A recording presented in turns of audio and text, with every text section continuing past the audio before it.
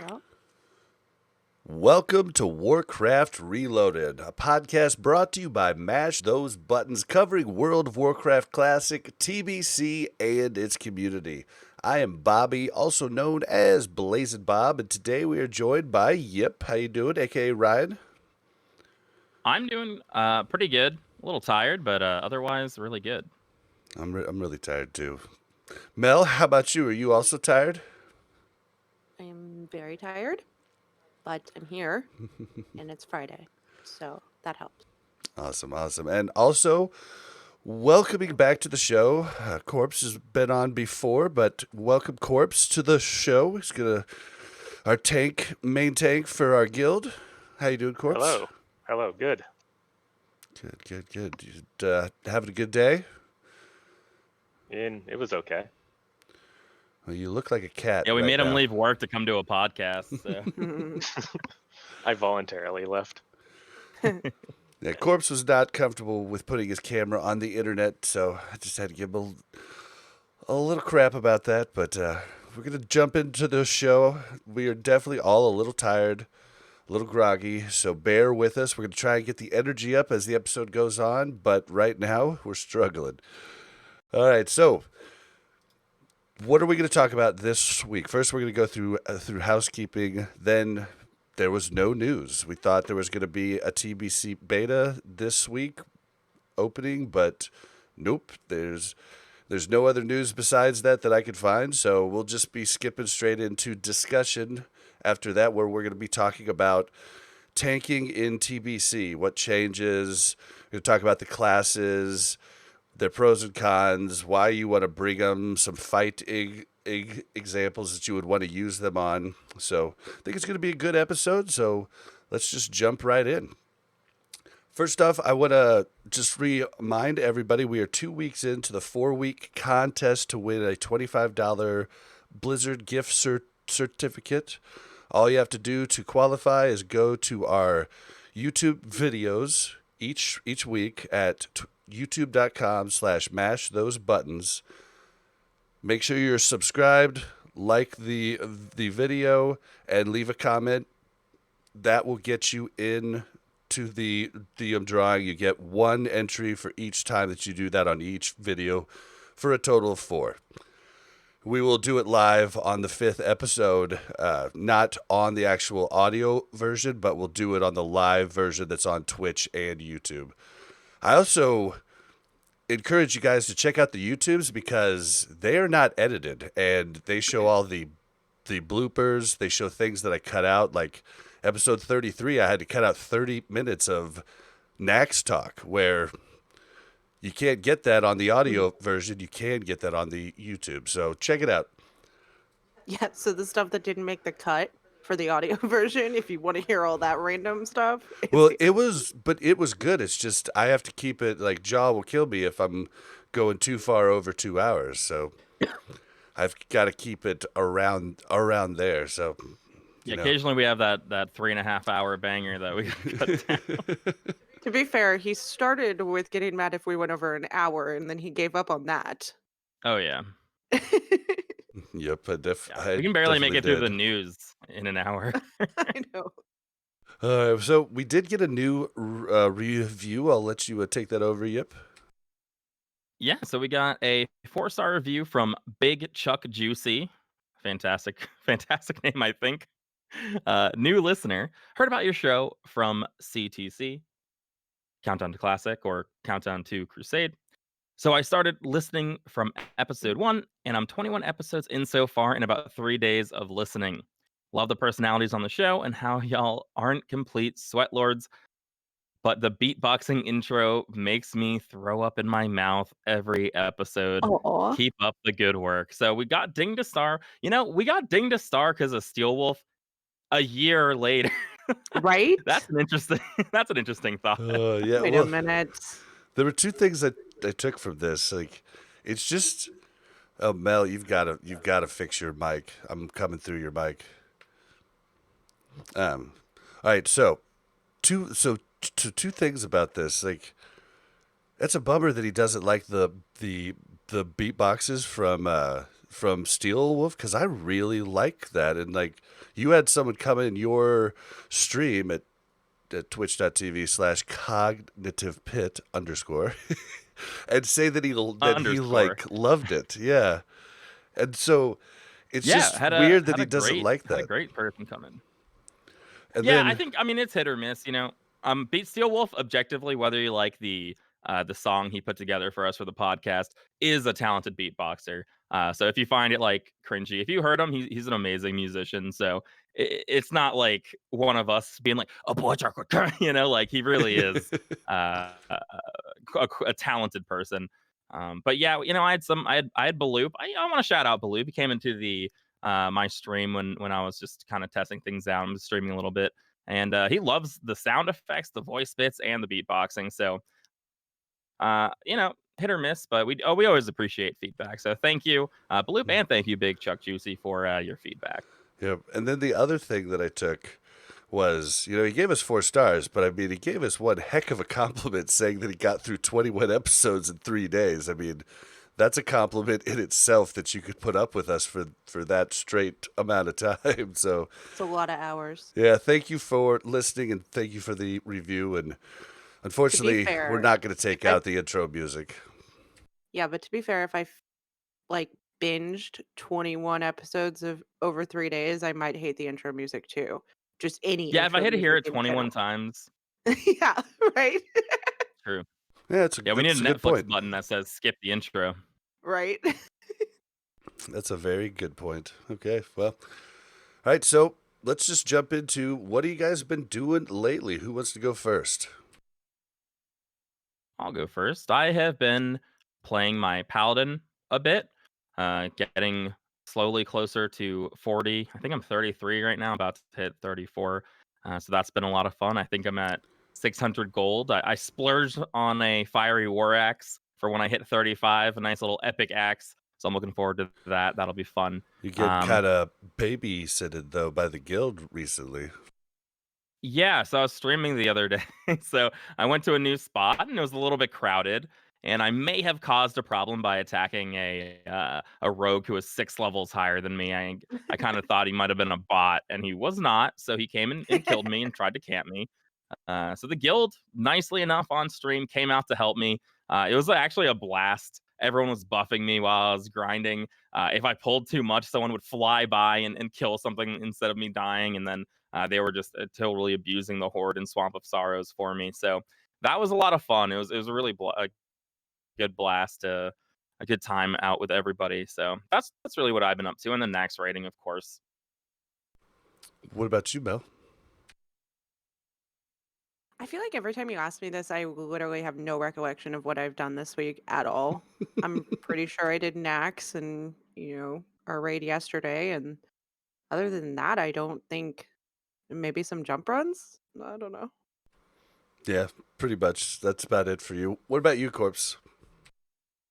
I have been slow rolling leveling some characters mainly for TBC. So primarily I want to level up my Paladin. He's been being slowly leveled. He's now 51, I think. Just want to get him to 60 and get the Stylian Scarab from BWL before TBC hits. Also leveled up Enchanting on him. And that's about it. Nice. What professions are you going on your Paladin for TBC? Is it Enchanting and Enchanting and Engineering. There's some stamp trinkets from Engineering that are just really good. And then the helm or whatever it is. Makes sense. Yeah, some goggles. Makes sense. Yeah, for me, I've been doing the normal raid stuff, jump runs. But then I took on a new task, and I'd done it in later expansions, but I've never did it in vanilla. But I'm working up fishing on a couple characters, and boy, is that a slog. Like, if anybody could tell me how after, skill level 150, I can get more than 1 point every 4 or 5 fish, I'd love to hear how, because I've tried all kinds of different stuff, tried to fish at higher levels using buffs and trying to not use buffs, thinking maybe that was making me gain skill slower, and it's been a slog. And like now I, I'm at 225, and it's like everything is like 6 or 7 fish before I get a point. I think it's a constant that way. You just need to watch some YouTube or Netflix on WoW Yeah, fishing. that's what I did. I just watched Netflix and worked up fishing. I rebound the like reel into my mouse while I was fishing so that I could just easily just use that while I was watching my show. I did think about that. I remember you did the thing where you turned the sound way up so that you could hear the splash. Yeah, that was the worst. Is that I would have to hear the splash or else I'd have to just watch for the splash because I was doing it with no sound at first because I was trying to watch a show. And then I realized that was a bad idea. Yeah, I put Netflix on one monitor and then the fishing bobble right near the edge of the other monitor, right next to the Netflix monitor, so I can see in my peripheral vision when That's a the good bubble idea. jiggles. yeah, that's what I tried to do at first, but I was just missing too many fish just getting into Yeah. something because I tunnel vision pretty bad. So I decided to resort to listening to podcasts while I do it, and that worked out great. So, but still, it's just driving me nuts because it's taking so long, and I've got to do it on 2 characters. But oh well, I didn't realize how Why are much you you could getting fish fishing up. up? Fishing dailies, Why are you getting fishing? TBC, Okay, makes fishing sense. dailies, and I was gonna cooking say, like, dailies.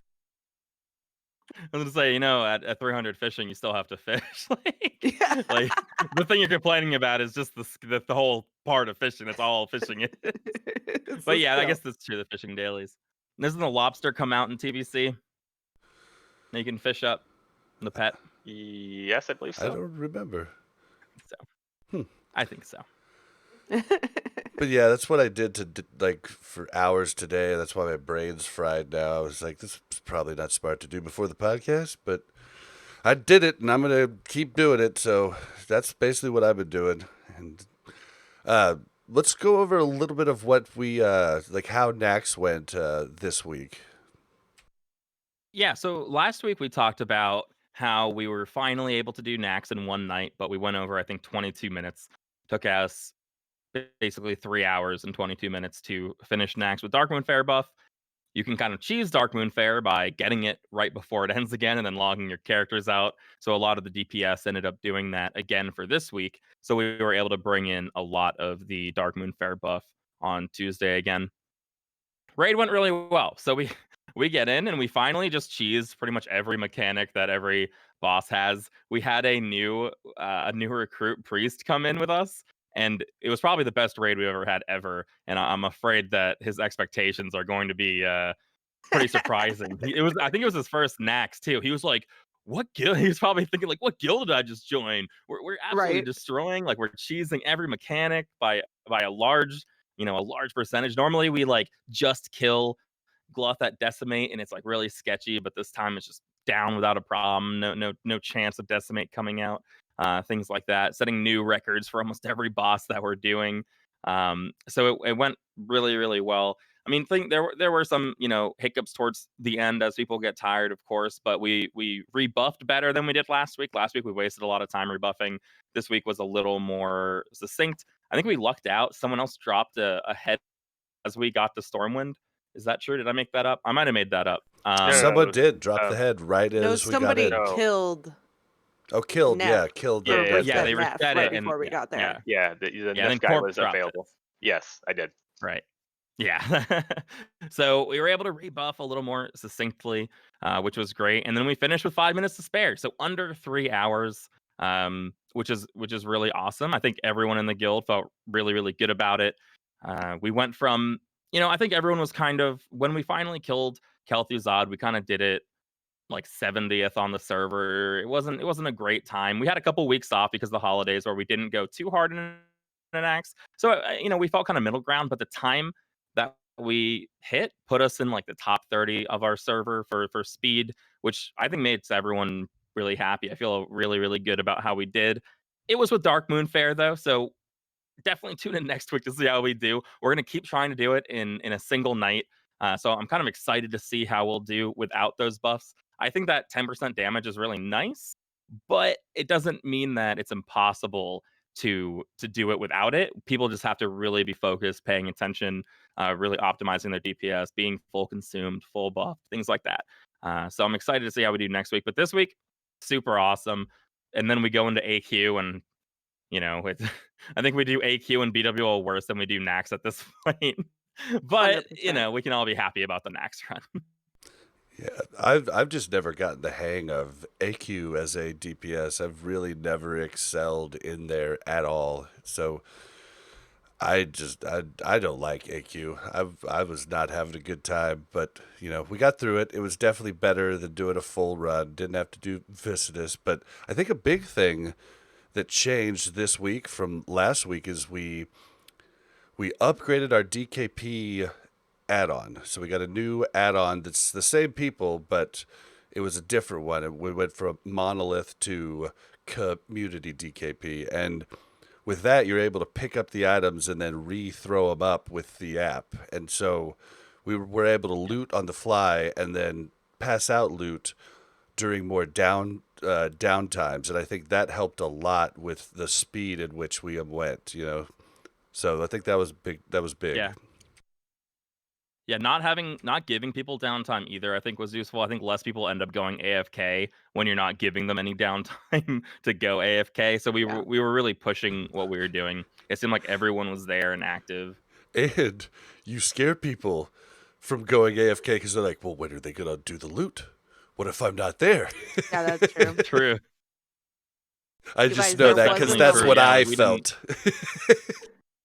There was a moment in Nax where, so my iWatch tells me when my heart rate is up, and I think we were on SAF, and like people kept dying, and like my group was really low, and I had no mana, and I was trying to take a mana pot, and I'm like spamming, and my watch vibrates, and it's like, your heart rate is high, and you seem to be in a still position, and I was like, I'm not still right now, leave me alone. God, I was so angry. I was Yeah, like, that's Saffron was a the little last thing I sketchy need. for sure.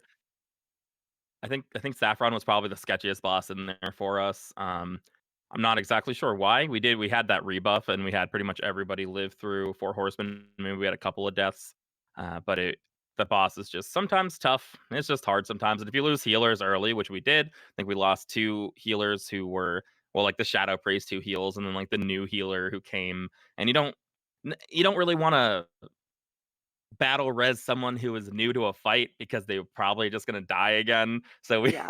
you just kind of leave them on the ground, and everyone has to make up for that healing. But we got through it just fine. We had plenty of buffs to get through Kel'Thuzad as well too, which I don't even remember how Kel'Thuzad went. I think it went okay. It went. Oh, I got you were murdered pretty good. by our guild leader. Right. Yeah, I did get murdered by an MC'd rogue. He just absolutely obliterated me. But I And guess 3 other that's gonna people. happen sometimes. I and 3 other people. I thought that I did something wrong, so I started tanking Kel'Thuzad, which probably Corpse got mind controlled, and I wasn't wearing a shield yet because I like to DPS. I'm behind, so I want to DPS while I'm behind. And then I put a shield on, and just died instantly. And I was like, "Oh my god, does KT do that?" And I checked, and I was like, "I didn't get hit by a frost bolt." So I'm trying to understand what just happened, because KT normally doesn't truck like that. And I wear a decent amount of mitt because I tank the scarabs at the end, so I wear a little bit. Like, I'm wearing some decent mitigation gear, but it makes sense. A rogue dealing like 6k damage to me in half a second. So Well, and then he what got are you gonna do? then he got Gressel. So just watch your back next time. It's gonna be even worse. Right. I know. it's Oh, scary. man. It's The definitely whole guild is like, scary. are we sure we want to do that? You just murdered 3 Luckily, I of got us. battle res. I'm so glad I got battle res, because last time I died early on KT, I didn't. And it's cool to watch everybody doing it. It's not that cool to see that everyone can do it without you, though. When you're dead on the ground the whole time, it's like, oh, I guess they didn't need me for this fight. That's okay, but Yeah. Watching a fight dead really shows you who can and can't play, because that's all you look at.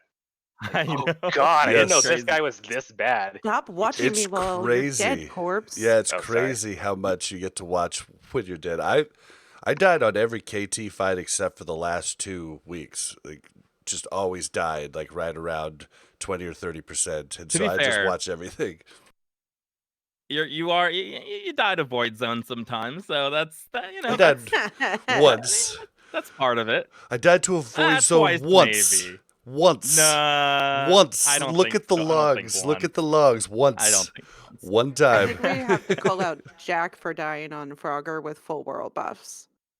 Oh, Yeah, Jack he died on Styles. one person died That on was pretty Frogger. bad. It happens. I was watching. I might have gained the ire of some of our melee because I died on Saffron last week because we had insanely horrible ice blocks. I think 4 were on one side, and we had 1 in a pretty bad position for me on the side that I was on. And I didn't want to run early because I don't want to like kill a bunch of people. So I tried my best, but I died.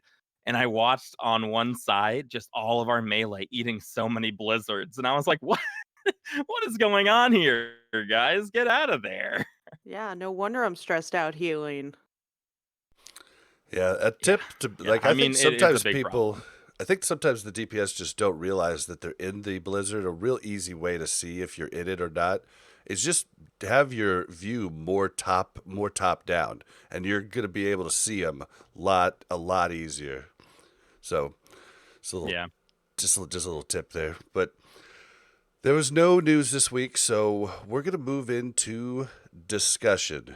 Now, before we get into tanking, I wanted to throw like kind of a curveball at you guys real quick. I've been hearing so many content creators asking for fresh TBC servers. Now, they keep saying that like a lot of them have said that they're not doing TBC fresh. I don't know anywhere that they've said that. They've said they're not doing classic fresh as of right now, but I don't think they've said anything about TBC fresh. But I don't how think many they'll know people? until they see the numbers. Like, Well, if hold the on though. servers are full. Yeah, well, I mean, that's why they made them in the beginning, is because there was just more people playing, so they made new servers. These were the servers that were able to open the gates of AQ and get them out, like because they just didn't think about that. And but like who is this crowd of people that wants this? Like, is there really that many people? Like, starting over on a fresh server sounds disgusting to me. But seems like there's a No, lot of I people think that it's want awesome. to. Yeah, of course. Our game is completely ruined by gold inflation and botting. Like, I think a fresh server makes plenty of sense. Um, Especially the people who maybe didn't put as much time into Classic either. So TBC is a really awesome expansion. It's really fun. People want to relive their experience in TBC, but most people's experience in TBC is not going in with full Nax gear, absolutely destroying everything. Week 1 Karazhan's going to be so easy because everyone's going to have all this gear. If you're not that geared, you probably don't want to do it. And even if you are geared, um, if you're not re-rolling it, it's not that interesting. You might want heroics to be really, really hard, where you're coming in with your quest greens and blues, things like that. So I understand fresh servers. It fixes the horrible inflation problem. It fixes botting problems. It fixes the fact that you might not be on the same level as other people. And I know some people were talking about having like a 10K gold cap or something moving into TBC. And that's basically what it's for. No one will be bringing a ton of gold to have an advantage over you on a fresh server. So I understand the call for fresh server, but once they announce the 50A's boost, I feel like that is their solution to it. Is there are servers that are smaller, that don't have botting problems, that don't have massive inflation. 58 boost there, and it'll be kind of similar to that. I think that also came into play where people who want to play shamans and paladins, we thought we had to start at level 1.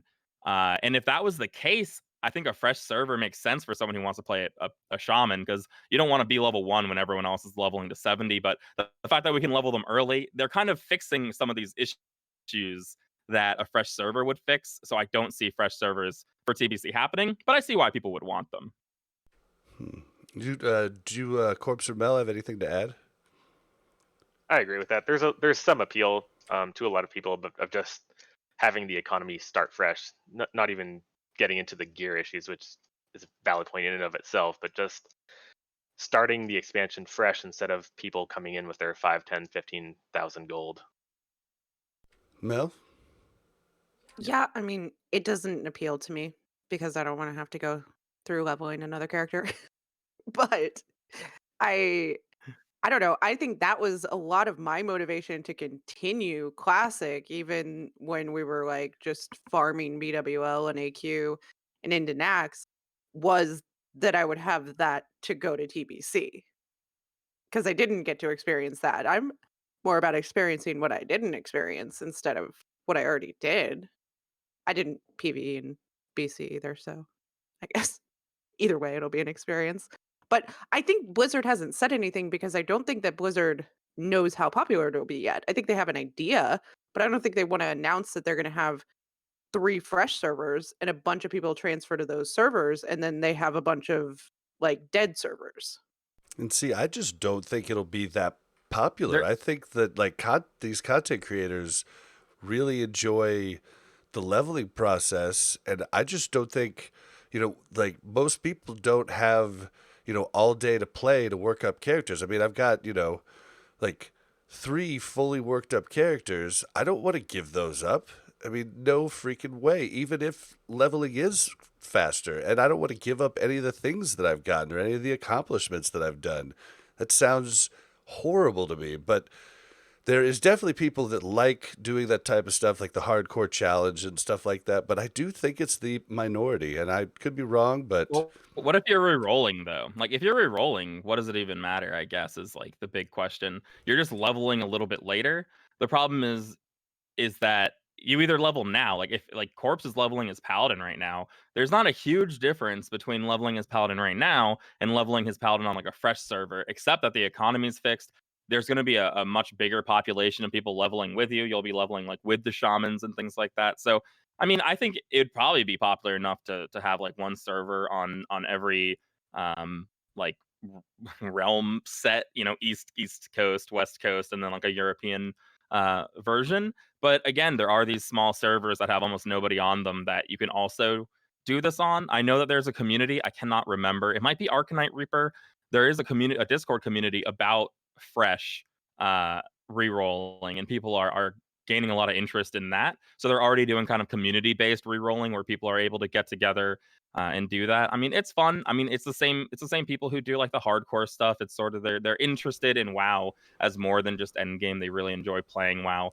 And yeah, the economy. I mean, the economy is kind of in shambles. see, And we're going to see that in PBC. and I would argue the economy is finally fixed as of right now in Classic. You can actually go farm stuff and sell it for an amount to buy what you need to buy for next. But Harscar in chat points out what I was going to say next is the biggest problem with Fresh is faction imbalance. And if you're given the choice, it's going to be Horde out like overpowering alliance on every fresh server, and the only thing that might save us from that is people's love for their characters that they've already worked up in Classic. So that could be a big problem.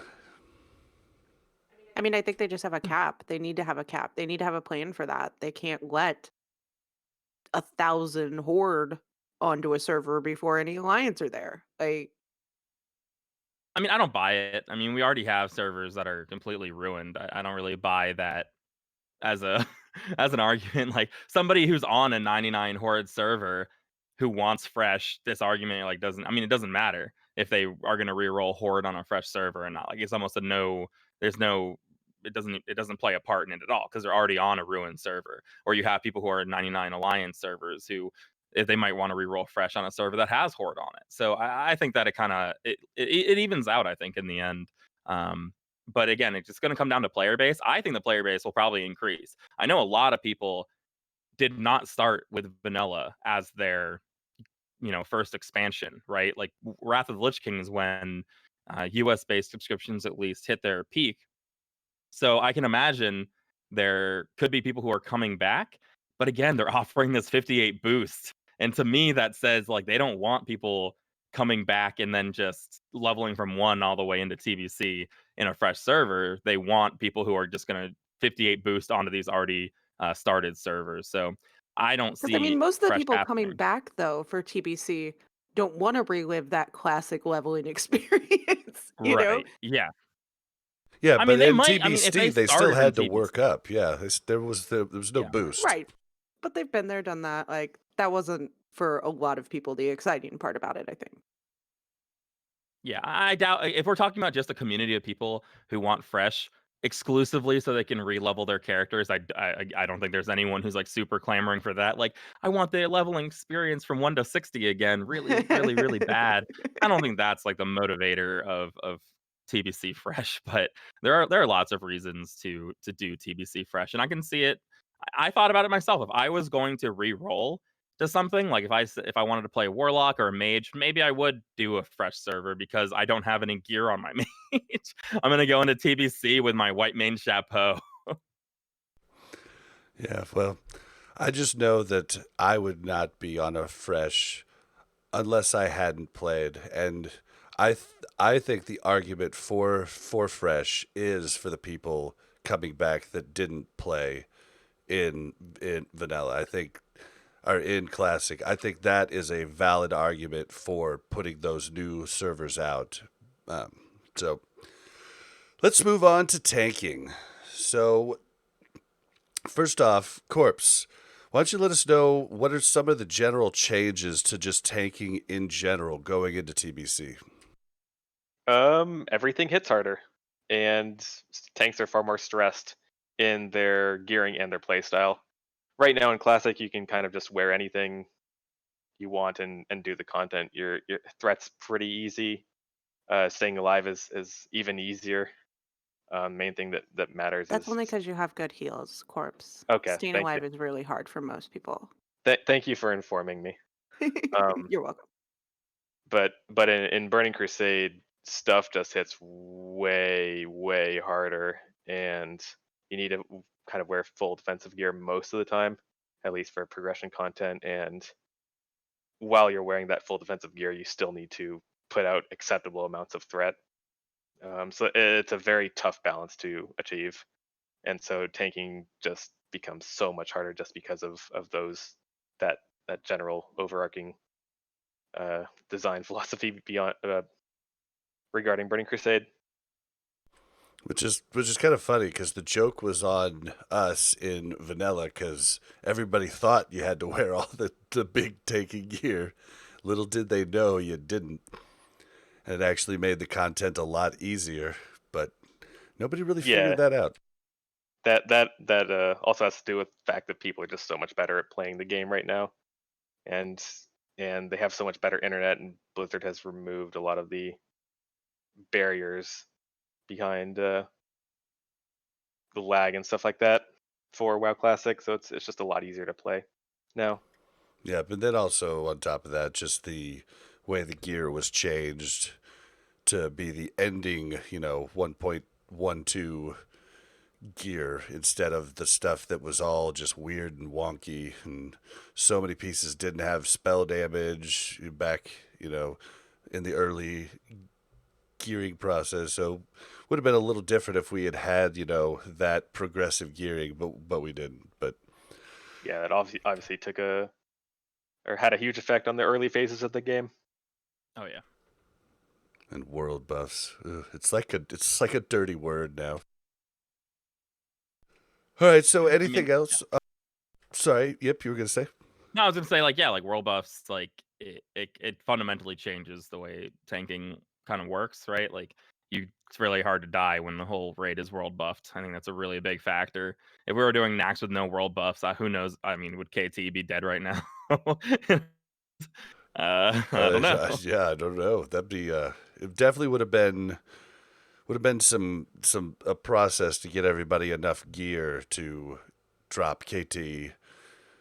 Like, I mean, I don't think any of the big guilds would have dropped him week one. It would have taken a couple lockouts to accumulate the gear that they needed.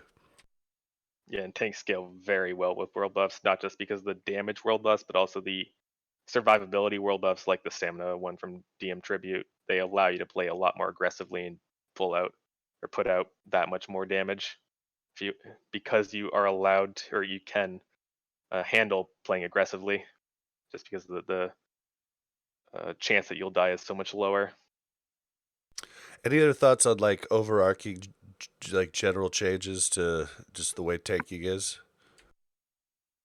Yeah, warrior isn't the only tank. That That is true.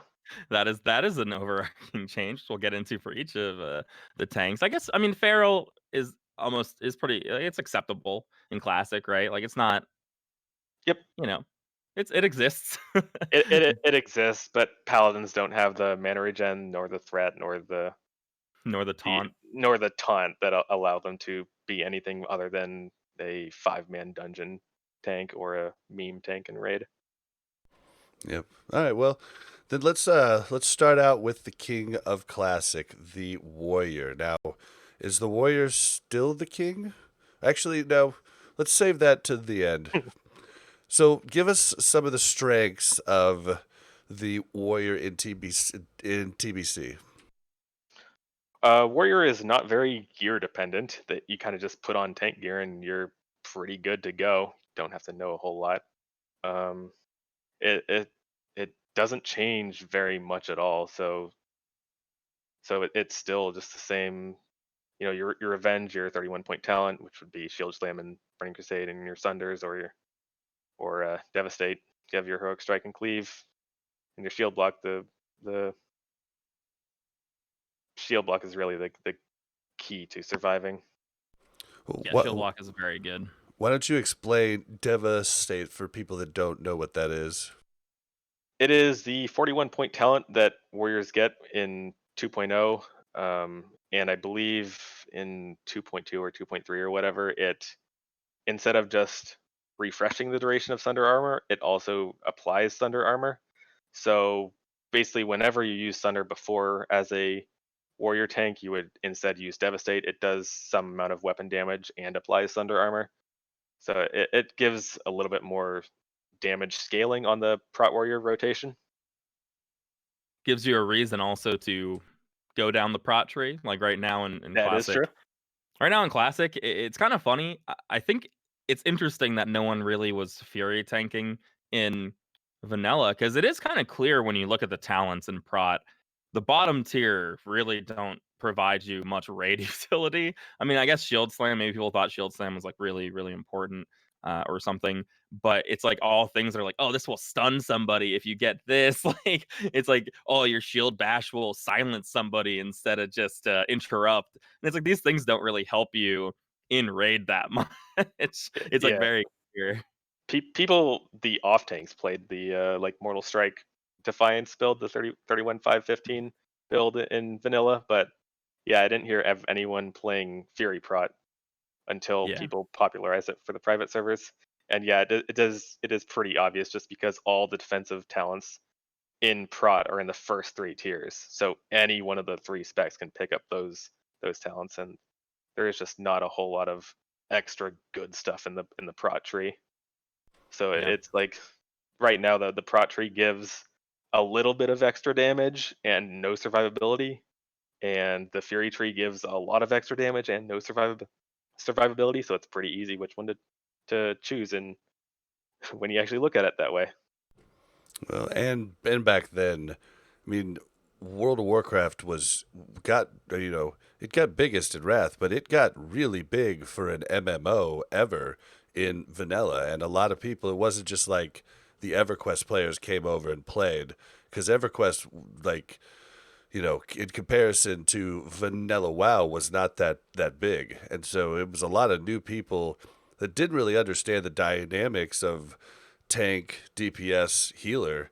You know, lots of people were used to, dungeon crawlers where everybody can kind of tank. There's not really there's not much of a role there that you have to stick to. And so I'm assuming people just assumed that since it was the protection tree, that was the tree that they needed to go down. I do remember in original vanilla, I saw a group. The first time I even heard the word tank, I saw a group looking for Black Fathom Deeps, and they were looking for a tank. And I thought a hunter could be a tank because in my head, like, okay, a tank.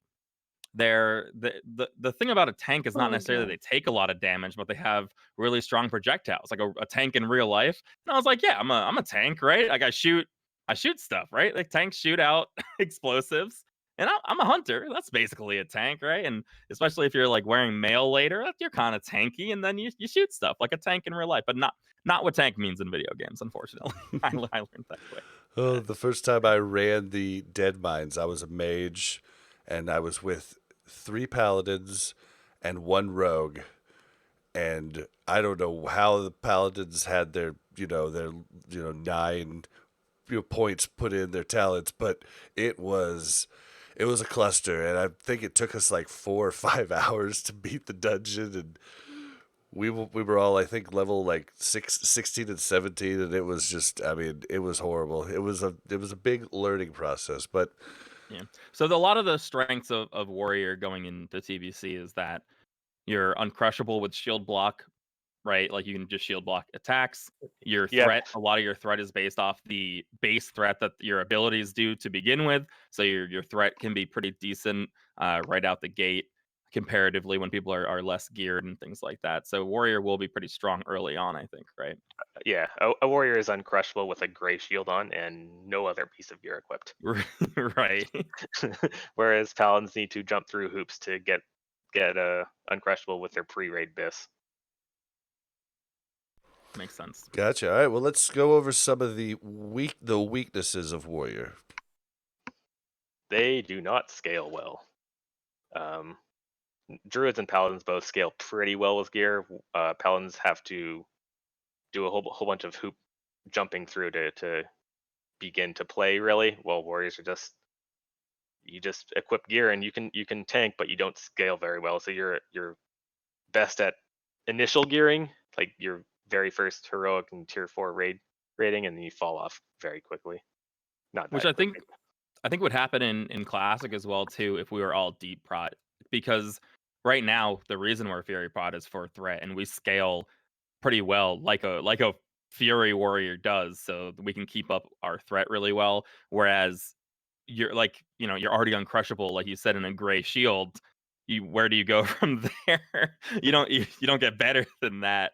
You just get a little more. You get more tankier, but the threat increase. You're not wearing gear that is plus attack power, or plus strength, or plus agility. You're still wearing that, stam defensive gear for a lot of the expansion. I think some people are playing around with optimizing for more expertise by the end to try to do as much threat as possible. Try to wear as little gear as you can that is going to be mitigation, and get like expertise capped in T6 to do more threat. But that is What is that's warrior. expertise in TBC? So it's basically a similar thing to plus hit right now. Plus hit removes the chance that your abilities will miss. Expertise does the same for enemies' ability to parry and dodge your attacks. So it's basically another form of plus hit. So a couple things. Bloodthirst right now is like the best scaling ability in the game. Yeah. It's like your 1 point of strength after Blessing of Kings is like 1 point of damage on Bloodthirst. Where in comparison, Shield Slam is like the worst scaling ability in the game, where it takes 1 block value to give a point of damage to Shield Slam, but 1 strength. It takes 20 strength to get one block value. So it's after you account for Kings, it takes something like 18 strength to add 1 point of damage to Shield Slam. Just think of the scaling there. Is their ability to AoE tank still a weakness for them going into TBC? So you do get Thunderclap in defensive stance as a 2.0 change, and that is very nice. Thunderclap still hits 4 targets. There is a talent in the second tier of arms that buffs Thunderclap's damage by 100%. It makes warriors serviceable as AoE tanks. Certainly not a good AoE tank, but you can do it given a small enough number of mobs. It'll be interesting at 60 when TBC launches. There's going to be, of course, a dungeon grinding meta, which we've talked about before, where people are just going to be spamming dungeons. Where some people are going to be bringing in like 2-handers, like Might of Menethil, and just like arms maybe is it not armed? Sweeping Strike moves to Fury, doesn't it? Am I crazy? Yeah, it I um, does. believe it does. yeah, so like Sweeping Strikes is like really strong, and you can hold aggro really, really well just by doing damage as a warrior. But full 2.5 has a bonus to Thunderclap, and then you can take that arms talent with Thunderclap. So there's a chance that bringing that Thunderclap in early level, like the early game dungeon grinding, will be pretty strong. I imagine. I think it's at least a method of tanking. Then I think it'll be interesting to see how people are doing it. But that's probably the most you're gonna get out of it. I'm sure it's useful for heroics and stuff, but I'm sure your Thunderclap isn't bringing too much to like a raid scenario for a warrior. Now, remind me, was it Wrath or was it TBC that the Warrior's taunt was changed to hit and not spell hit? Was that I, TBC or Wrath? I think that was TBC. I don't remember exactly though. It should be TBC. So that's certainly a nice change. Okay, Yeah. cool. Oh, I remembered something from a few minutes ago. So for the like hit and expertise stuff. So my warrior wasn't very raid geared back in Burning Crusade. I still had a like hard capped expertise and hard capped hit set in my kind of tier 5 level gear. Certainly doesn't require tier 6 raid gear to get those Done. capped. Well, It that's was definitely yeah, it's certainly fun. You do get kind of destroyed though when you encounter a hard hitting boss. I Cool. may have made it'll that be just mistake like once or now twice. sometimes. Yes, I have made that mistake, and then I have not had fun. All right, well, give us a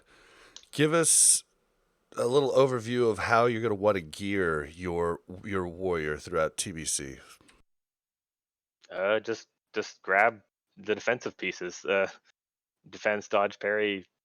They're all good stats. You're gonna want expertise and hit for threat. Expertise converts uh, to removed parry and dodge at the same rate that hit does to miss. But because expertise removes 2 stats instead of 1, it's twice as good. At least until the dodge cap.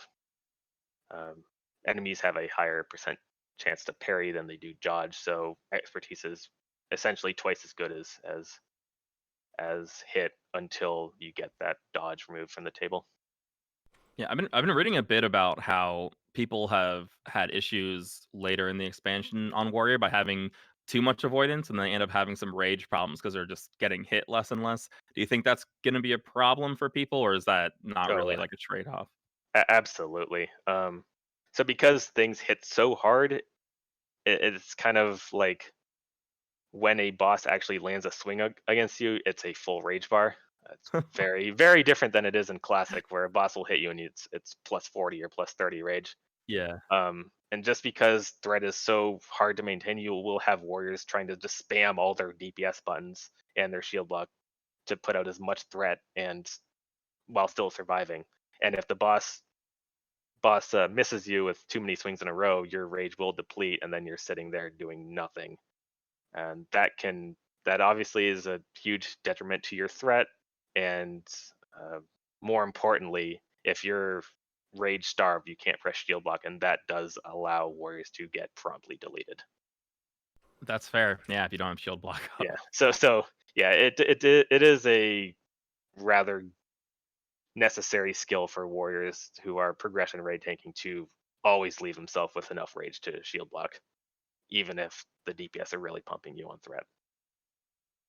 Okay, When it comes to okay. gearing too, I've been seeing a lot of people's like phase one sets are involving gladiator chest and legs because they're really good, and you get the resilience bonus, the 2-piece set for the gladiator, and people are using that resilience to become uncrittable early in phase one as well too. So whether or not that's going to be the best thing to do, I'm seeing a lot of people using that as well too as a way to kind of cheese uncrittable as a warrior. You can certainly do it. I don't know how strong it is. Right. Uh, I would hesitate against doing that for any like AOE dungeon tanking, just because your avoidance stats are so good in those scenarios. maybe for a single target or raid tanking scenario where you're really trying to pump out threat, yeah, sure, go for it. And that makes sense.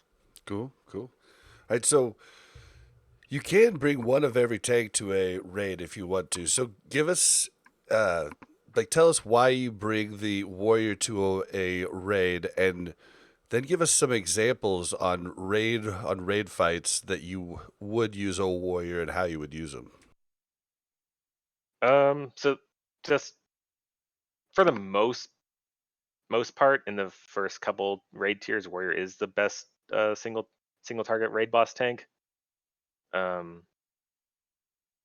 So just by default, they have that bonus. They have last stand. They have shield wall. They have so they have the cooldowns that the other tanks don't have.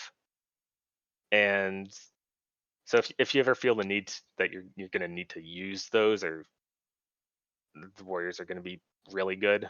Warriors also have the mobility of the charge and or not charge, but intercept and now intervene, to really bounce around places. And then just like in vanilla, they have Berserker Rage to get out of fears. I didn't really tank. I only PvP'd in TBC. Is Spell Reflect pretty useful in raid environments, or does it just like not reflect many like boss spells or anything like that? I don't think it reflects much of anything in raids. There is Reliquary of Souls in Black Temple does have a magic damage taken increase or something like that is spell reflectable, so you will definitely want a warrior tank for that. And there's obviously a lot of single target abilities in the 5-man heroics that are spell reflectable. Basically, most of the things that are single target spells, like your Frostbolt and Pyroblast and whatever those things, those are reflectable. But the AoE damage stuff, like say Kel'Thuzad's Frostbolt Volley, is not reflectable. Okay. Also, kind of give a little brief explanation of intervene for the audience. I think it is the level 70 ability you gain in Burning Crusade. It is a 10 rage ability usable from defensive stance where the warrior will move towards the raid member and put a buff on them that takes the next melee hit from them. So it does allow you to essentially charge to a friendly raid member, which is often quite nice. And the ability to take a hit for somebody is also very nice. Obviously, it can be used on a clothy that pulls aggro. You can just intervene them, take that next hit that may just kill them. So that's also nice, and it does see play as sort of raid utility to take a gigantic hit from, say, a tank that may die from it. To give an example, when Gruul does that like 3-second AoE silences everyone in the raid, the tanks are still taking huge amounts of damage. And later in the fight, you can have a warrior intervene the tank just to kind of sacrifice himself so that the tank lives through that 3-second silence. Yeah, right now the only way to do that is just like taunting, right? You have to be there if someone might die, taunt, and then even then you're like, you might just screw everything up by having a horrible taunt, and you don't really want all your warriors just randomly taunting things. So intervene kind of solves that problem as well too. So you're tanking a hit without just dragging mobs around. Interesting. Okay, so can you give us just an example or two of what role a warrior would use in a fight or two? Basically, you're a single target tank. They do kind of acceptable damage when not tanking, but you really just want them tanking the big meanie. I was looking for specific bosses' names, but do you Well, you have need any? it for Kael'thas, right? You got someone to wear the shield. Gotta. That is true. You can. I forget if you can spell reflect as Pyroblast or whatever. But yeah, that's definitely wanted there. Nightbane and Karazhan, the kind of side boss, does have a fear, just like every other dragon. Using a warrior to tank that eliminates the need or the possibility of your tank getting feared into your raid and cleaving everybody. Yeah. Cool. I think you're just gonna see warriors tanking a lot of the early bosses no matter what, just because of all the strengths of them being good early on without needing a ton of gear scaling for themselves. They're probably just gonna be tanking a lot of the early bosses. Yep. Okay, cool. All right, so let's move on to Druid and give us some of the strengths that the Druids have. So Druid is the best hybrid tank. Even when they're in, say, a full defensive gear setup, they still do by far the most damage of any tank. When they're not tanking, so a bear druid can go cat form and do somewhat okay levels of damage. They're not close to a DPS, but they can still do, say, 70 or 80% of a DPS's damage when they don't have the tank. It's a lot better than, say, a warrior maybe doing half as much damage as a DPS, or a paladin doing terrible DPS. It kind of So reminds me of Fury Prot right now, where yes, we're tanking, but then when you're not tanking, you're 80% of a DPS warrior right. already. You don't have impale or anger management, but you have everything else in the Fury tree. Yeah. So it really does fulfill that same role that Fury Prot does now. Yeah, so druids are absolutely amazing for those 2 tank fights where you need 3 tanks for 10% of the fight, and then the 2 tanks for the remaining 90%. They can fulfill that 3rd tank for just that one spot and do adequate damage the other times. So are druids not good main tanks though? They are. It's just you don't want one of the other classes to not be tanking. Got it. Paladins are like god awful at doing damage when they're not actively tanking anything, for example. I think a lot of people are saying too is because they scale way better than like a warrior later in the game, their threat should be outclassing the warriors as well too. So I think druids will be stronger later. So like warriors are really strong at the beginning. I think druids get stronger toward the end, and they probably can switch roles right toward the end. Yeah. Well, and if they switch roles towards the end, you can have more melee too. So if a druid main tanks, then you could have a rogue doing exposed armor, which actually is better than 5 sunders. Correct? It gives more armor reduction than 5 sunders, yes. The warrior can't really do much of anything if the rogue is exposed armoring. I think Devastate, from what I remember, Devastate does more damage when there are more sunders available. So without those sunders being applied, Devastate does pretty terrible damage.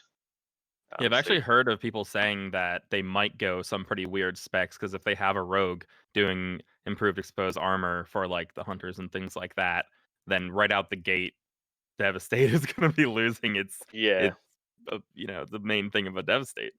if I had total say in this, if I was using exposed armor, wouldn't even bring a Prot Warrior. I would probably run 1 Paladin, 2 Druids.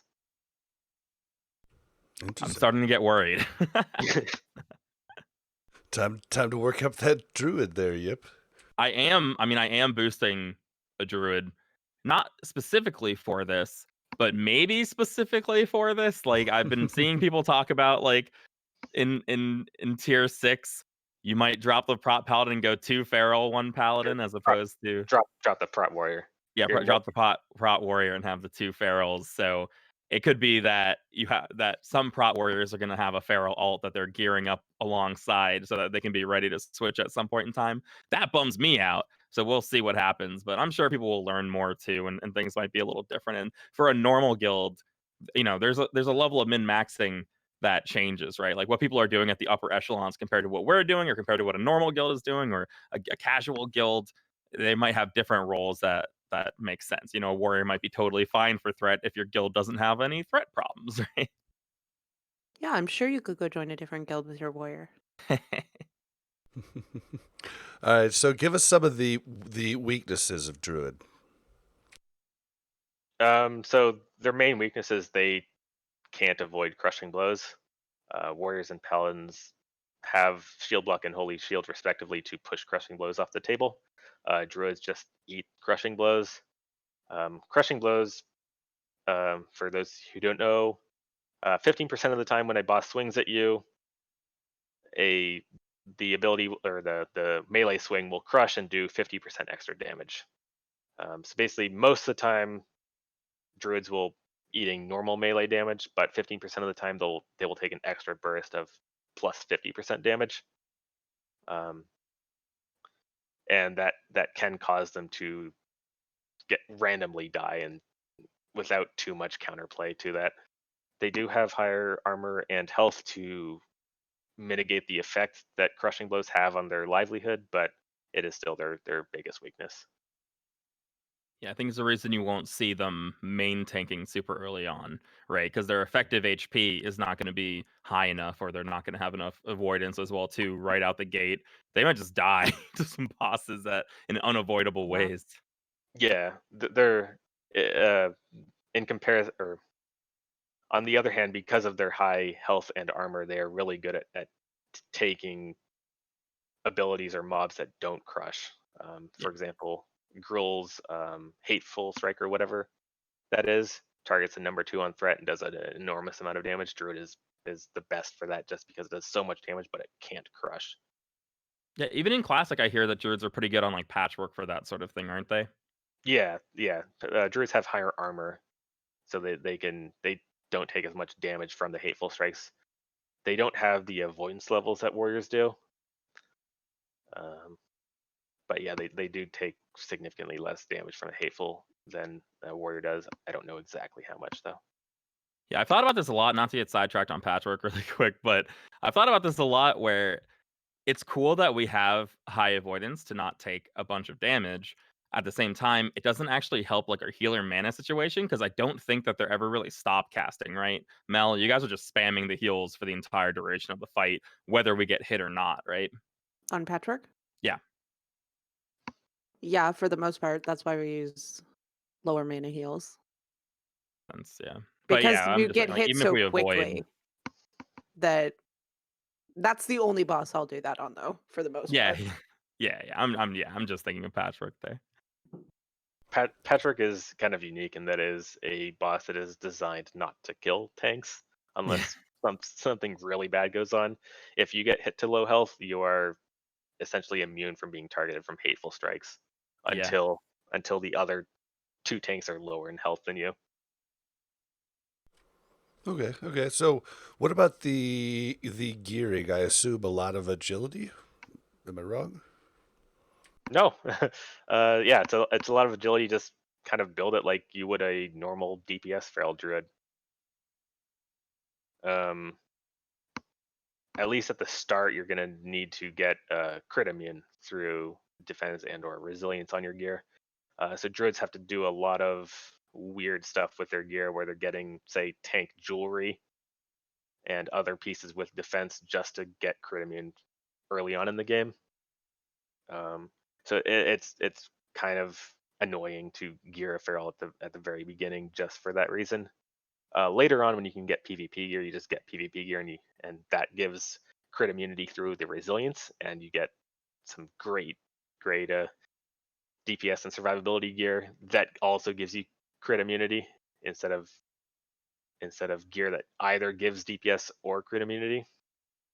So Yeah. druids are kind of painful to gear up Yeah, you before want you you want to get crit immune PvP. on everything, but imagine getting crushed and crit because crits do 2 times damage, right? And then the Yep, crushing does 1.5. You would just get yep, obliterated. yep. So in vanilla right now, we kind of just live through the crits. Nothing really hits hard enough to really endanger you. Crushings also happen. They will do 50% more damage, but just because Burning Crusade hits so much harder, you will not be surviving crits with any with even remotely bad luck. How do you think this changes since they're using the pre-nerfed bosses now? if it was already somewhat of an issue before, you know what I mean? What was somewhat of an issue? The crits or what? Yeah, just how hard they hit, and I'm assuming they will hit even harder with not the unnerf I mean, I don't that's know Yeah, what the still. nerfs are. It could be more life. It could be a whole plethora of different, things. I don't remember specifically what the nerfs were. There were a lot of health nerfs on the bosses. I think there were some bosses that did eat damage nerfs. Kind of remember, like, say, Romeo and Julian, or Romulo and Julian, or whatever their Yeah, names were. Romulo. They were doing like a mega damage early on in the expansion. But even the point I'm trying to make is that even in the post nerf values that we spent most of the expansion in, it was still essential to be crit immune on any tank. In the pre nerf damage values, it's nothing's changed. It's still essential to remain crit immune.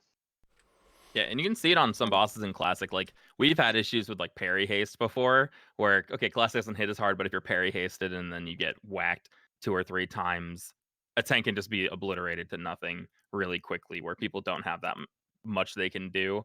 I think you'll see that sort of thing happening a lot more to people come Kara, especially if you're not careful with your gear. Right, you actually have to hit these gear levels where every tank right now feels it's kind of just, do I have enough survivability? You're not even really thinking about, oh, I got to get defense cap. There's a couple of fights. It's useful to keep track of these metrics, but I think for like anyone going into Kara, it's like, okay, what's my gear setup and talent setup to go in uncrittable?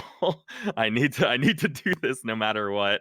We're taking right now is just, you just bring whatever, you live or you die. You're wearing plate, you're probably gonna live. If it's got stam on it, you're probably gonna live. Yeah. For example, this week I ate a crit on Lotheb that just resulted in the raid later saying, "Oh my God, heal corpse." Yeah. I dropped like 20 or 30% health and wasn't gonna die.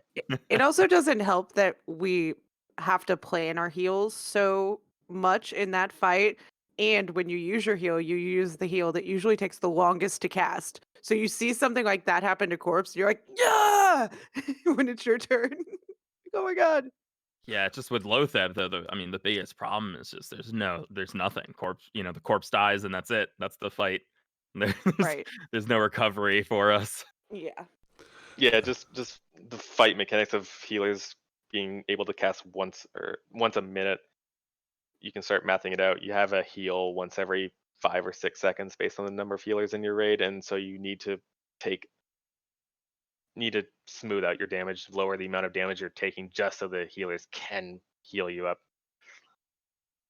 So, Sounds another question on gearing for the druids. I'm a crazy person and just looking at all kinds of gear. There's so much cool gear coming in TBC, like through quest items and all kinds of different ways to get gear. But I've noticed a lot more rings, necklaces, and trinkets that give out armor. And for people that don't know, I believe druids get a 3 times multiplier on armor when they switch to dire bear form. Is that correct? I had forgotten about that, but yeah, dire bear form does give you increased armor, and in Burning Crusade, all of the armor on any piece of gear gets multiplied by that dire bear form modifier. Um, so yes, I did forget to say that druids will be going for that bonus armor leather and the bonus armor jewelry. Yeah, because I don't know how good that's really going to be for warriors, but I hear it's really good for druids. because druids can aim for like, I don't know if it's a soft or hard, but like armor cap basically, right? Like they're Yep. hitting so much armor. Yeah, there's a hard cap that is attainable by druids. I'm totally totally blanking, but I think it was like 31,000 armor for druids, which, from what I remember, is attainable with a lot of bonus armor gear in tier 5 content. I just Um, remember as a rogue trying to, like one of my best friends at the time was a feral druid all through vanilla and all through TBC, and he was basically a feral druid, before it was cool to be a feral druid. But in any duel, I could not do anything to him on my freaking rogue. It would drive me absolutely bonkers because there was so much armor. Yeah. Um, yeah. For From what I example, read, it says like 32K is armor cap. Oh, yeah, then you something got like it. that. Yeah. Yeah. Pretty close. It was from a Um, random person on a forum, though, so that could be very inaccurate. something like that. Yeah, I think you said 32,000. 31. It'll be around that. I think we can think Yeah. it. Hi. In vanilla, the armor cap is like 17.5k or something like that, and warrior tanks So with similar. inspiration. Yeah, warrior tanks with inspiration and stone shield potion get kind of close to that, um, eating into the druid's advantage in the armor department, I should say. Okay, so why do you bring this tank to the raid and give us some examples? Because you don't need 3 tanks for every raid boss. um, there are a bunch of single tank fights in 10 mans. There are a bunch of single or 2 tank fights in 25 mans.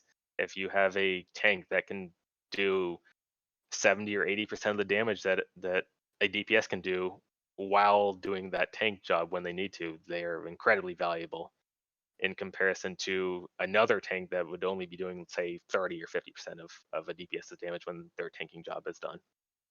Yeah.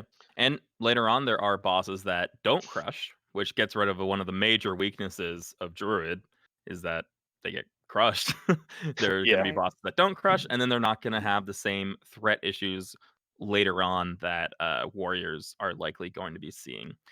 So again, you're going to be bringing them later, and you're going to bring them early so you can get them geared up for later, right? That's that's a major reason, and they're Right. taking gear that may not necessarily be shared with other people too. It's nice to have one in the raid comp because if right now we're bringing 3 warriors, we're all sharing the gear we're trying to gear up in. So it's nice to have some variety in where gear is going. And you're So not going to with have a the ton of 25, rogues, right? So might as well have them there. Sorry, Mel, you were saying? no, so with the 25-man raids, right now with 40-man raids, we have 3 tanks. Do you need 3 tanks for 25-man raids? yes, 3 tanks is your standard amount. I'd have to think about specific fights that require 3 tanks, but from what I remember, yeah, you generally want to do 3 tanks for your 25-man raids. That's just Also, weird, isn't it? Like, don't you think that's weird that with 40 people we have 3 tanks and with 25 people you still have 3 tanks? I think it's good. I mean, because when we had 40 people, like, there's just so many DPS, you know? Even with the smaller raid size, eh, guilds aren't hurting to find tanks really, so it's kind of nice to have tanks be given a higher apportionment of the raid comp. Well, and Yeah, it's hard. It's Clom hard to like. Priest in chat. Sorry, you go. I cut you off. So it's hard to. I don't know what I was gonna say. You go. All right, cool. Clom Priest in chat points out that they're really good to have in your, one melee DPS group with the 3% leader of the pack crit buff. That's another reason, because you are going to have one melee group. Oh yeah. So Yeah, it's super boring. But boss fights would be super boring if there didn't need to be a couple of tanks sometimes, right? Like that's the biggest problem. I think That's three fair. tanks is actually just a tiny amount to have for 40-man, as opposed to 3 tanks being too many for 25-man. Because imagine like 10-man Yeah. where you're only ever gonna have like one tank, and then every boss fight can only ever be one tank, one boss, and so there needs to be some sort of Well, amount of tanks to Fair. I make don't things know. interesting. Yeah, I don't know about in TBC, but the ten mans in Wrath, you would use 2 tanks. Yeah, I'm talking yeah, about. I'm saying that Oh, okay. I'm saying that if you were trying to scale how many tanks you have to how many raid members there are, then you would only bring one probably to 10-man, and that would just be so boring. So yeah, I think that you need to have a couple of tanks to make things interesting, and then if you want multiple in a pack, so maybe that you can have multiple tanks on trash pulls. So I think it's good that there's going to be 3. there So, is something to say about the 1 tank in a 5-man dungeon versus, say, three tanks in a 25-man. It eliminates the need for tanks in comparison to a dungeon group versus what you'd bring to a raid, at least Yeah. in terms of proportionality. And you could also think about druids as being a really good role as the oh shit tank. Your tank just went down, and the druid can quickly jump in and take over the main tank role while you maybe get a battle res. And also, it's another battle res. I just thought about that too. And an innervate. And And an innervate. innervate. Yeah, but they'd have to come out of bear form to innervate. Yeah. Are there a lot of fights? What tank in our lifetime have we ever known that would have innervated a healer? A druid mid-tank? would. I mean, a druid. I mean, it is like a thing that druids do. That is like. Yeah, and I mean There's they their would be thing. DPSing, so they'd be popping out to do the, Okay. and just Okay. because the raid leader said so. How about that? Are there a lot of fights that even works on corpse? Because right now, if a tank dies, there's a lot of fights in Classic that battle resing isn't even worthwhile because like they're not tauntable. You can't get back on the threat meter for the most part. You just sort of sit there flailing around. Is that even a viable thing in TBC? Just as a general question, when a tank goes down, is that it for the raid encounter, or for most fights, is it cool to just get that battle res going and it's salvageable? I don't remember how many bosses are tauntable in Burning Crusade. Certainly, it's something they solved in retail later on when they made everything tauntable. But for Burning Yeah. Crusade, I know there's a lot of bosses that aren't tauntable. Would you say they Um, solved it or easyified it? Easyified it, certainly. Yeah, Okay. Thanks. there's still some bugs regarding that in WoW Classic right now, where if you get battle resed, your threat is literally restored to what it was prior to the battle res. On Really? Oh wow. Yeah, yeah. Hashtag no changes. Hmm. We gotta abuse that more often. Yeah, right. I'll let you know next time I die. So Every time I die on KT, a frostbolt's coming out, like the AoE one. I'm like, hit my. Every time I die on staff, or if I get battle resed on staff, I get up, I have no mana, so I go to take a mana pot, and then I realize that I need to take my frost pot, and I can't take my frost pot because I took my mana pot. So I'm just healing all the mana that I gained from my mana pot with the frost damage I'm taking. It's awful. Yeah, it feels jarring, at least in these tiers. Like getting battle risk almost is really scary in Right? max. It's like, don't do it. It's okay. I'm good. Certainly, it's useful for threat drops like Kel'Thuzad that has a threat drop every time your mind controls, Yeah. or if you're tanking, say, new mobs that spawn, that'll be useful. But probably very little use on a boss that just sits there and attacks you and isn't tauntable. Yeah, makes sense. So aside from gearing and when when basically the druids start to out, like their gear scales up and they become just kind of better than warriors. Aside from that, so like early on, are there any fights you could think of where you would want a druid to main tank over someone else, or are you just always going to have them as the off tanks during the phase 4 and 5? Or tier 4 and 5, sorry.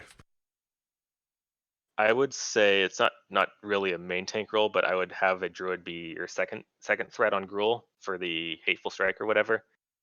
That's just because they do so much threat when they're not being hit, and they can take that hit best just because that ability doesn't crush, and so they just get the benefit of their higher stamina and armor.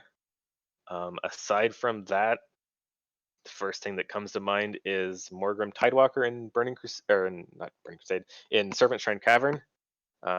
He does, I think, a pretty hard-hitting special ability. I think it's Earthquake or something that does like 4,000 or 5,000 damage, but is blockable. So it will eat a warrior's shield block charges and leave him vulnerable to the crushing blows. Druids just shrug that off and live through the damage. It's more of a warrior weakness in that getting your shield block charges taken away very quickly leaves you very vulnerable to being just deleted. Yeah, the Whereas faster the druids- boss hits, the worse Yep. shield Yep. block hits. Yep. So Morgrim Tidewalker is the first boss that I can really think of that you'd really want a druid maintaining that, just because the ability for a warrior to get deleted on that boss is far too high. A druid is able to shrug that off much easier.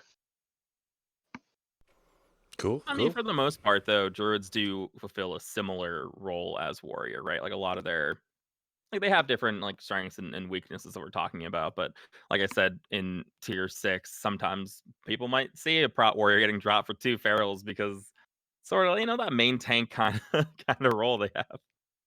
Yeah, the paladin niche of being the AoE tank is pretty important, and so Yeah. you leave the warrior and the druid to fight over the other tanking jobs. All right, so let's move on to the class that everyone on Alliance will have a level 58 because it's what everybody's going to use for their boost. On Let's Horde, talk you mean. about on No. Alliance because Horde can't boost a Dry Knight. Yeah. So Blood Elf, thank you. Thank you. See, Mel, your wrongness was contagious on me. All right, Here to so correct It's contagious? it's a new word. It's called wrongness. That's why I'm on the podcast. I Your correct inaccuracy. everyone. Excuse me. Oh my god. All right, so give us some of the strengths of the Paladin tank because I think a lot of people are pretty excited about the Paladins coming into the tanking role. Biggest thing is they have uncapped AoE threat. So they do AoE tanking so much better than a druid and warrior combined. You will really want a paladin just for those few specific fights and all the trash that is AoE tanked. Just because paladins dominate that market. Yeah, and for anybody that doesn't know, Consecration Aura does not get changed by the new AoE rules. It can hit everybody for full strength, and so it is really good. Yeah, consecration. Yeah, consecration is Consecration, not concentration aura. Yeah, so Thanks. paladins have consecration for AoE threat around you. They have ret aura for small amounts of reflective holy damage. They have holy shield that reflects holy damage onto anyone that attacks them. Or when their attacks get blocked, they have blessing of sanctuary for more reflective damage. They just do boatloads of reflective damage and AoE damage. Oh man, I'm cracking up that you guys told me about the aura. Like, I swear I don't know even the names of like what my class do. I'm like, the move that does blah blah blah blah blah. Like I can tell you what the icon looks like, but the name, like, I just can't do it. Like I'm just gonna start calling stuff. Yeah, that glowy gold shit that's on the ground. I'll just so just explain. Yeah, You guys, my look, favorite moment in Nax this week was when Harskar was trying to ask the healers what boss they start on. And he was like, do you start on this boss? And the healer was like, the one in the back left that does the little void things? Or the one in the front left that has the fire? Like, It definitely we have sometimes no feels idea. like healers are just like playing a different game a lot They of the are. time. Like We are. It's healers called have the mini game of our raid frames. Well, it's like I'm just impressed. I think I'm just impressed at healers who sometimes it's like they don't even know what bosses do. Sometimes they're like, sometimes I take a big amount of damage here, but it's like, why? Who cares? Like, I Dude, just gotta heal DPS it is up the if it same happens. way. DPS is the same way, dude. Like we literally have to struggle on a boss before I'm like, fine, fuck it. I'm gonna go look up the boss and find out everything that it does. But if not, if someone just points me in a direction, I'm like, okay, I'll go over there. There was that argument that I had with Ashley, what was it, a couple weeks ago, about which boss do you start on, Ashley? The fire one. There are 2 fire bosses on 4 Horsemen. Which one? I don't know. Yeah. The fire one. I knew it was Thane because I was like, there's no way a healer knows that Mograin's a fire boss, right? Okay. That must be That's a tank damage mechanic only. Yeah, a tank I knows was gonna that. say there's 2? What? Yeah, it's why we get destroyed occasionally on Mograine, especially when we were first doing 4 Horsemen. Yeah, I think the only reason that I know the bosses is because I've made little nicknames for the 2 in the back, but like I mean, it's like I'm only know it because I have to take them. Look, Bob only hits 3 buttons: Blood Hunger, Whirl Spin, and Heroism Strike. Okay, those 3 abilities. All right. Dude, I just DPS, and like we were talking about in pre-show, I do all those little things that get you the gains, and like that's what I concentrate on. And you know, if I have to learn the actual like intricacies of the boss, then I will. But it's definitely something I don't go into really worrying about unless I'm forced to worry about it. And that could be that that's probably a wrong way to look at it, but I mean, I was in top guilds doing that same thing, like just doing my job, I think in Classic, that's fine. Corpse, what do you think about TBC? Do you think, especially a melee, probably needs to learn a little more of boss fights come TBC than in Classic? Yeah, I'm sure. Yeah, They well, they need to melee's gonna not have kill rough time. themselves. Yeah, gonna have a rough Yep. time melee. But I mean, that's how I did PvE and Wrath too. Like I guess like there were some things I did have to know, but like for the most part, I just had to know where to go. I didn't have to know why. So is there any merit in any single target paladin tanking? Do they have any merit at all in their kit that might make them strong in single target, or are you just bringing a paladin for that AoE stuff? They can certainly do the single target tanking. They're uh, better in the crushing blow department than warriors. Their holy shield won't get eaten up by a fast attacking boss. So they're much better at bosses that are capable of killing a tank due to crushing blows. Um, Prince Malchazar is a great example. He dual wields and he will gladly eat your warrior shield block charges alive and global you. Um, he's a tier 4 raid boss that I have been globaled on my warrior in tier 5 level gear. Wow. Just to give you an example of how much damage that man can do. Should I be worried coming in with my tier 3 week 1? Yes. Oh no. Yeah. So Oh no. Prince Malchazar in his phase 2 dual wields and has a Wind Fury proc, and so you will frequently put up shield block and have both his main hand and his offhand connect on your warrior tank, eating up your shield block charges, and then he has a nice 3 or 4 seconds just to land a nice fat Wind Fury on you. We can't let any of our rogues come to that fight. What what would you say are the like Karazhan tanks? What would be the ideal setup? Would it be a paladin and then X, a warrior paladin? What do you think is most useful in that phase Wait, how 1 did we kind get of to Kara this from grind? strengths though? You're right. Sorry. Let's definitely talk that after we're done with Paladin though. But are there any more strengths besides just God of AoE that you can think of? That's the general one. The other one is Pharma Miner and the ability to be much more uncrushable than a warrior otherwise would be. Are they best heroic tanks? Yeah, just because there's so much AoE tanking in Yeah. there. What about weaknesses? Their mana bar is their biggest weakness. They are tied to their mana bar for all of their damage. They do absolutely nothing without mana, and they only gain mana by getting healed after taking damage.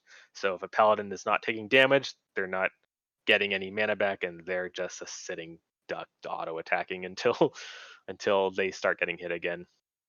Interesting. Getting hit, but this kind of takes me into the next gearing thing. But isn't shield block one of the best things that they can get? Like, does that count as being hit?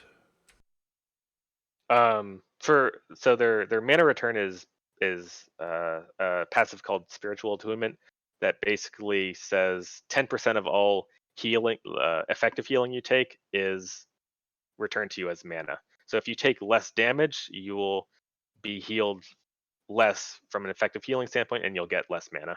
So that is certainly a downside. Huh. Okay. So then, All right, so let's talk about gear. You were telling me that shield block is amazing, like for paladins. Like, explain why, and then what other stats you're looking for.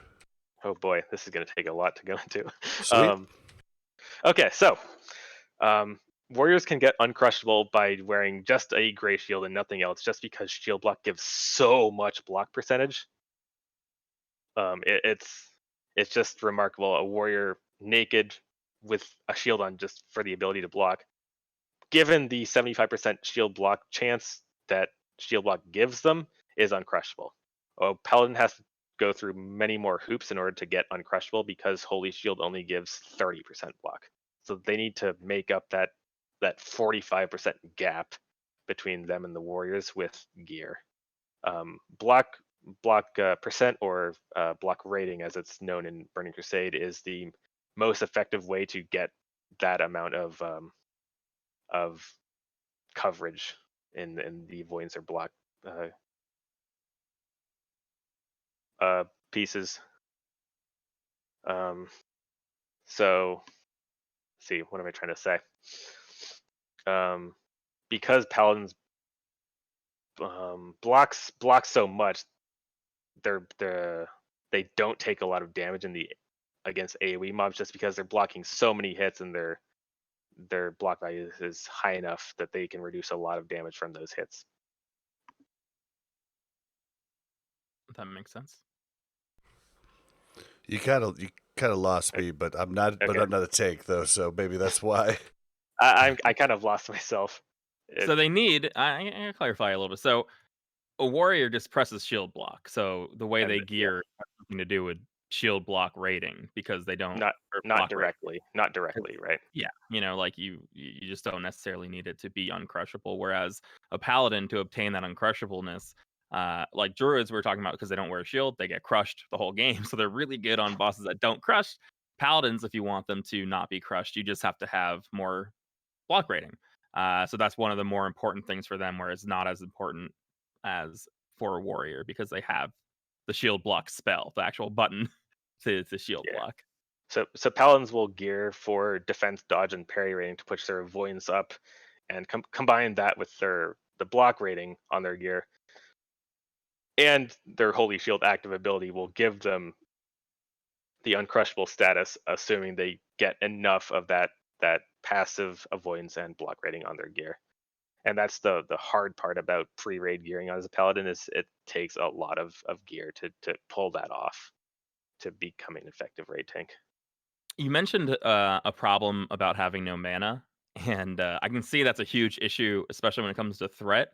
Are paladins also super vulnerable during that time? Like, are you not going to have mana to be able to have something up to not die? Are you going to become crushable if you don't get your holy shield up? Okay, so say hi to downranking. You can use rank 1 Holy Shield, which is a level 40 spell that gives you the same amount of block percentage that the max rank Holy Shield gives. The max rank Holy Shield just does more damage reflection when you get hit. The rank 1 is perfectly fine for maintaining uncrushable. Okay, so the no mana thing usually just ends up being a big threat problem, because you're just the paladin auto attacking a boss. Yeah. When you're seeing yourself going you need to save enough mana so you can at least push rank 1 Holy Shield every time its cooldown is up. You need to back off the damage, and possibly put up Seal or Judgment of Wisdom just to get enough mana to do stuff. Okay. Is there any other stats that are extremely useful for the paladin? Are they looking to gear in any specific way besides shield block? As a change from warriors and the druids, paladin's threat is essentially only spell damage. They don't care too much about hit or expertise or strength or anything else other than spell damage. Yeah, see, and I just would never even have thought about that, but it makes sense with consecration. Do you Yeah, get that baked in a lot of paladin gear, like about a lot of paladin tanking gear? Is it baked into like tier sets? all the tier sets have spell damage. Yeah, you will. Trying to remember. I don't think they go for much in the way of like spell powered jewelry just because it's so lacking in the defensives and the stam department. You will go for a spell power weapon. And that's what I Um, remember is the weapon the most of TBC. yeah, yeah, just all paladins, all prop paladins all the time use a spell power weapon, and then if you have enough defensive stats to be uncrushable, you can begin to put on spell power on the rest of your gear. Cool, And cool. So there's go ahead. no, you go.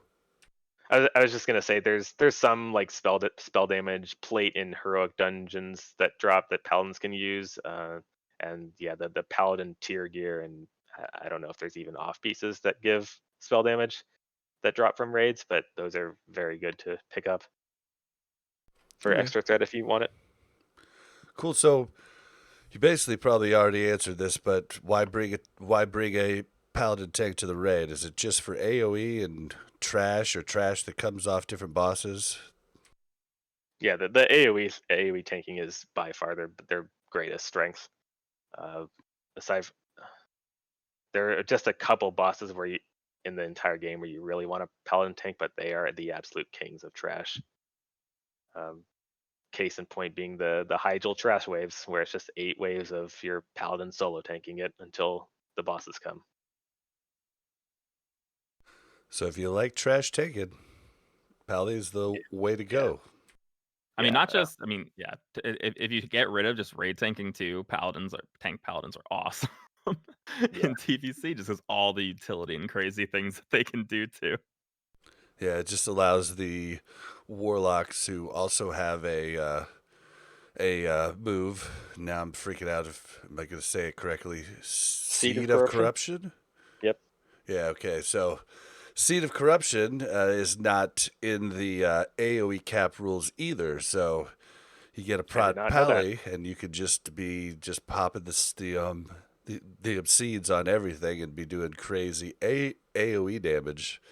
So Yep. So warriors and druids can easily keep AoE threat off of a healer, but any DPS you need to really watch your threat so you don't pull off the warrior or druid. Paladins, when they're tanking, just allow you to just spam your AoE abilities to your heart's content, and the paladin will keep aggro. what about buffs that the paladin can do? Like, do they get anything extra in the prot tree as far as buffs for the They raid? get Blessing of Sanctuary, which is it's a sort of useful fourth or fifth blessing. It's practically, let's be real, it's practically worthless, but it is an extra buff. I wouldn't use it on anyone but the prot paladin himself. Yeah, I think it's useful to have a prop paladin though because they bring the pally buffs, but you don't have to have an additional holy or rep paladin, right? Yeah, you really want 3 paladins in your raid because of the fact that there are just 3 blessings that everyone wants. Everyone wants kings, everyone wants salve, and you can choose to get might or wisdom as your third blessing. There are some like hunters and enhancement shamans will want both might and wisdom, but for almost all classes you want 3 blessings, and that requires you to bring 3 paladins to the raid. So this is kind of like a little tangent, but I've been hearing it so much. Like, why don't we want holy paladins anymore? What happened? Like, are they Holy just not good paladins now? Holy paladins are good at tank heals, and then they're awful at AoE heals, I think is the majority of the reason. So like they're just like okay. Like they're not that great. When you have shamans available to you and priests available to you, like even the other healers are still pretty good tank healers, right? I think Yes. we've even talked about this before, but they're pretty horrible. I mean, they really don't have anything until Wrath when they get Beacon. The raid healing and stuff is just so meh. Like even when they get beacon and Yeah, wrath, even when they get Beacon. you can now heal 2 tanks at once Yeah. instead of 1. It's only in Cataclysm when paladins actually get an AoE heal. But yes, my view is that in vanilla, paladins were great tank healers. In Burning Crusade, they stay great tank healers, but every other healer gets buffed in the tank healing department, so that now they're their unique ability is diminished in a way. You can fairly easily have another class fill in that role as a tank healer if you need to. Whereas a paladin just cannot fulfill the role of an AoE healer just because they don't have any AoE heals. Yeah, and outside of their buffs, they're not bringing much more raid utility either. Like shamans have their totems, and like druids are going to bring like things like innervate and whatever else. But a paladin just sort of they got their buff. Once you hit those buffs, having additional paladins beyond that is sort of like having additional druids beyond that right now, where they can't overlap their hots. So it's just sort of there's like diminishing returns Yeah, of how because useful they can be. in Burning Crusade, druids are going to be able to be like, hot, hot, hot, hot, hot, hot, hot, and then priest. What is that spell that the priest gets? That's a smart heal that jumps from people to people. It goes like ching, ching, ching. Prayer of Mending? Is Prayer, that it? Where prayer, it jumps? Prayer of Mending. Yep. It does make a ching sound, right? Like ching, ching, ching. Yeah. So I love you that put it on spell. somebody. You put it on somebody whenever they take damage. It heals them for a bit and then goes to another raid member. The one with the And lowest, the one that's in range with the lowest health, or with the biggest health, like loss. I don't know the specifics, but that's probably right. I'm pretty sure it's a smart heal. I mean, chat can Okay. correct me if I'm wrong. But what else? All right, well, let's just talk about. Let's go on to Yip's question from earlier. What's like the perfect scenario for Karazhan? Let's do 110 man and 125 man. That's in the the first phase tier 4. Yeah, you can choose whichever one. So for 10 man, I mean, essentially, Karazhan with enough gear can be solo tanked in its entirety. You probably want to have a druid just because so many fights can be solo tanked right off the bat. For the first tank, the one that's going to be doing most of the solo tanking, I probably pick Paladin. Although, maybe in tier 4 off the bat, you'd want the warrior just because they are the better tank at low gear levels. Paladins really come into their own later on when they get enough gear. So do you think early on something good would be if you had a warrior and then that druid to fulfill the both roles, where it's like sometimes we need the tank, sometimes we don't. They can be the cat, might be good, Yep. and then as paladins get gear, they're going to be really strong. Yeah. Makes sense. What about a 25 man? Do you think it's just probably smart to just bring all 3? Yep, I would run all 3, and if that wasn't an option, I have to keep the paladin on the roster. I'd probably go a paladin and 2 druids if I couldn't run all 3, but I would really prefer to run all 3. Yeah, from everything I've seen, I think that's probably going to be what a lot of people end up doing. Is just one of each. Makes it easy, makes gearing easy, makes you have something for every individual fight. And then it's something you can carry through, because a lot of people are going to be thinking about week 1, right? And in week 1, warriors are going to be good. Warriors are going to be very good. They're probably going to be the only ones who can tank straight out the gate with classic gear, right? Without even doing too much heroics. They can probably do a lot of that week 1 Kara. So it's going to vary a lot. We're going to need people who are off tanks as well, too, right? If we're trying to run 4 Kara groups, we're going to need people who are fulfilling multiple roles too. So we'll see how that goes. Yeah, you Yeah, kind of have me. I was gonna say, just because Kara is so solo tankable, there's only I'd have to think, but there's only really a couple instances where you really want a second tank. You can just easily use a Fury Warrior or something like that to fulfill that second tank duty. If That's true. you're not at the gear level to solo tank it. Well, so you got me kind of worried now, because so far our for sure tanks for 25 man in Vargflocken is Yip and U Corpse. So who's going to be the Pally tank? Who's going to be the warrior tank? And Well, who's we've gonna be the already druid figured tank? that out. As evidenced by the fact that I tried to bring in my level 50 Paladin to BWL 2 weeks ago, I'm going to be playing Paladin. Yeah, Which I'll be warrior tanking. We have corpse who will be paladin tanking, and we are supposedly getting a feral tank who should be coming in as well too. We rated AQ with him once. He's nobody in the guild's friend, Oh, yeah. which sounds funny, but lit- nobody the rogue. His he friend is supposed he to be joining us since we're Nobody moving the likes raid him. time back. He can actually make raids, and he was a very good feral. So we should have a really strong tank lineup come TBC. he literally came in for one raid Yeah, and then one raid. decided no.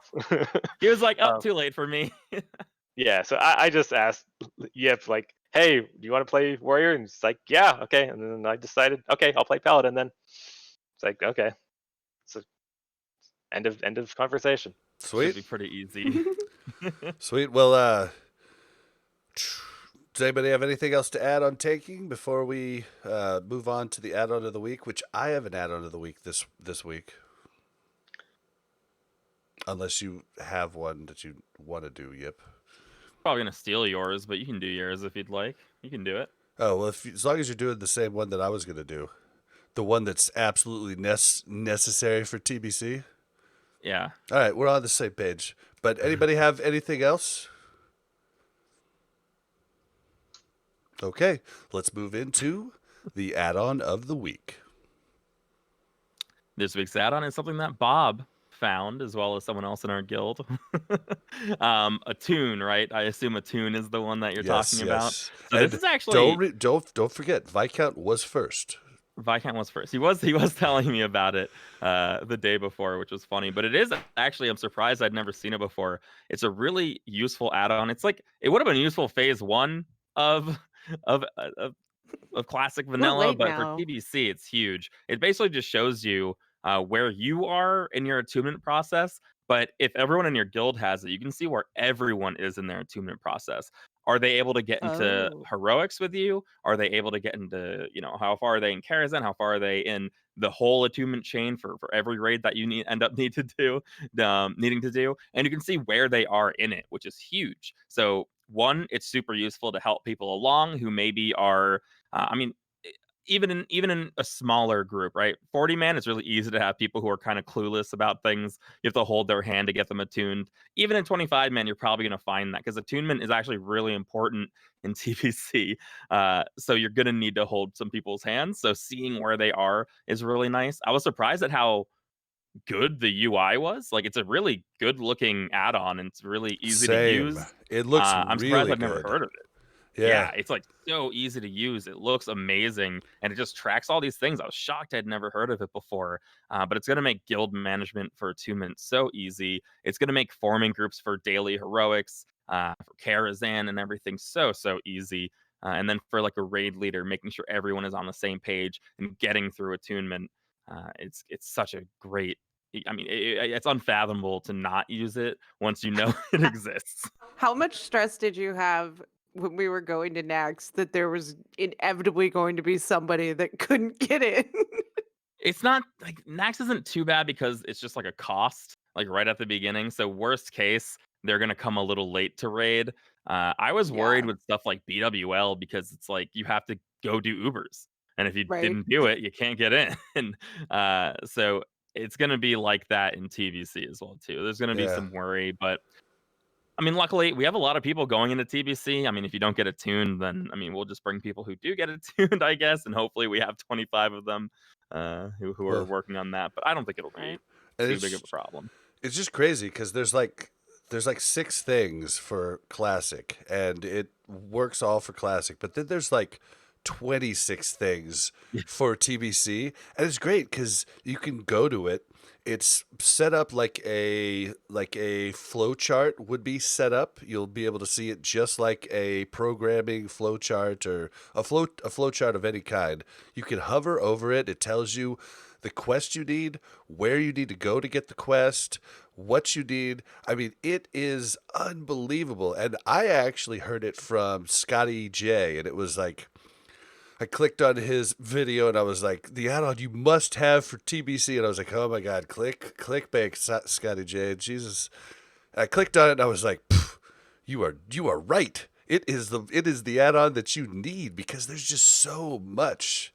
And I mean, if I would have had the add-on last week, I wouldn't have screwed up and went into UBRS without having my quest for the Ani attunement because Oh my god. I got BWL attuned and somehow I dropped the Ani quest at some Oh. point and I didn't have it. So when we killed Drek, I didn't get attuned to Ani and Mel did, and Mel could have just shared it with me right before if I had that add-on to easily see what I needed. And so it's a huge add-on. It's going to be great for everybody. Get attuned. And when you add To in be alts, fair, right before that, let me just throw this in here. Before we went to Ubers, he was so adamant to tell me to make sure I had the quest. The BWL And then, quest. whatever. Yeah, I mean, like, I just figured we both, like, you still had it in your quest log. For some reason, I had dropped the one for the Ani part of it.